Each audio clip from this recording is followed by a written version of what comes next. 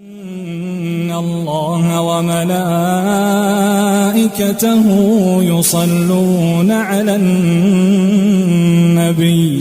يا أيها الذين آمنوا صلوا عليه وسلموا تسليما. علق الكابتن محمد أبو تريكة علي مباريات دوري أبطال أوروبا وعن النجم العالمي محمد صلاح في استوديو بن سبورت قائلا إن محمد صلاح سوف يربك حسابات سولوت قبل مباراة ليفربول وقره بج في دوري أبطال أوروبا.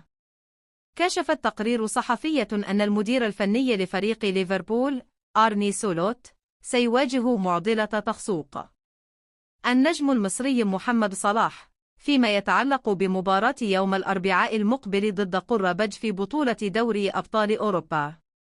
ويستعد ليفربول لخوض مباراته الأخيرة في الجولة الثامنة من مرحلة الدوري من دوري أبطال أوروبا ضد قرة بج على ملعب الأنفيلد بعد غد.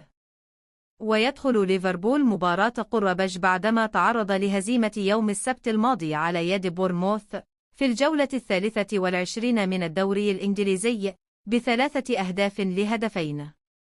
وذكرت شبكة ليفربول إيكو الإنجليزية أن محمد صلاح سيمثل أحد الأمور التي ستشغل بال المدرب آرني سلوت قبل مباراة قرة بج في دوري أبطال أوروبا لحسم التأهل المباشر إلى دور 16. وأوضحت أنه مع معاناة هجوم ليفربول في اختراق دفاعات بورنموث من شبه المؤكد أن يعود هوغو إكتيكي إلى التشكيلة الأساسية على الرغم من أدائه المتواضع كبديل في مباراة السبت. وأفادت بأنه مع ذلك يبقى القرار بشأن من سيشارك الفرنسي في خط الهجوم، فمع تراجع مستوى محمد صلاح مطلع الأسبوع وعودة كودي جاكبو إلى تشكيلته المفضلة سيكون كلاهما مرشحا للعب أساسيا على الجناح الأيمن والأيسر، لكنهما سيواجهان منافسة قوية من فلوريان فيرتز. وسيدرس آرني سولوت كافة الخيارات الممكنة من أجل الاستقرار على تشكيل مثالي لحسم تأهل ليفربول بشكل سهل دون أي تعقيدات.